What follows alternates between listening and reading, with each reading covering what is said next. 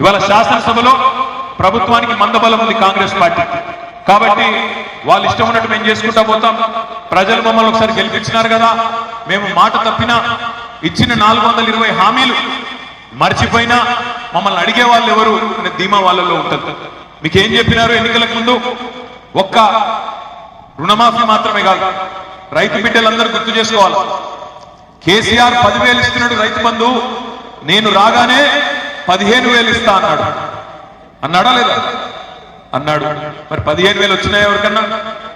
ఆ 10,000 కనా కష్టం మీద మొన్న నాట్లు వేసినప్పుడు వేయాల్సింది, ఓట్లు వేసినప్పుడు ఇచ్చిండు.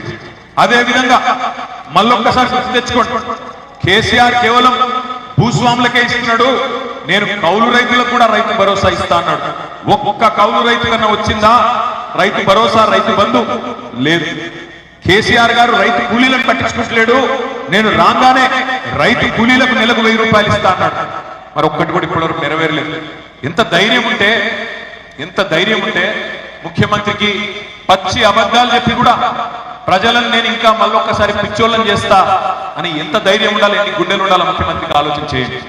ఆయన నిస్సిగ్గుగా చెప్తున్నాడు, మన లోక్సభ ఎన్నికల్లో 6 గ్యారంటీలకు గాను 5 గ్యారంటీలు అమలు చేసేసినా అంటున్నాడు. నాకైతే మరి మీ ఇల్లెందులో ఏమైనా ప్రత్యేకంగా అమలు చేసిండేమో నాకైతే తెలియదు, కానీ నాకు తెలిసి ఒక గ్యారంటీలో ఒక ఉప హామీ మాత్రమే అమలైంది. ఏదది? ఒక ఫ్రీ బస్. ఇక ఆ ఫ్రీ బస్ ఎంత అందంగా ఉందో నాకంటే బాగా మీరే చూస్తున్నారు. మహిళలు అనుకుంటున్నారు, జుట్లు పట్టుకుంటున్నారు, మగవాళ్ళేమో టికెట్లు కొని తిట్టుకుంటా ఉన్నారు. ఎందుకు పెట్టిండయ్యా ఈ ఫ్రీ బస్ అని చెప్పి అటు లేడీస్ తిట్టుకుంటున్నారు, ఇటు మగవాళ్ళు కూడా తిట్టుకునే పరిస్థితి. ఇక్కడికి వస్తుంటే ఇప్పుడే హరిప్రియ గారు చెప్తున్నారు, నిన్న కొణిజర్ల దగ్గర, మన ఖమ్మం జిల్లాలో కొణిజర్ల దగ్గర ఒక లేడీ ఫుడ్ బోర్డింగ్ చేస్తుంటే కింద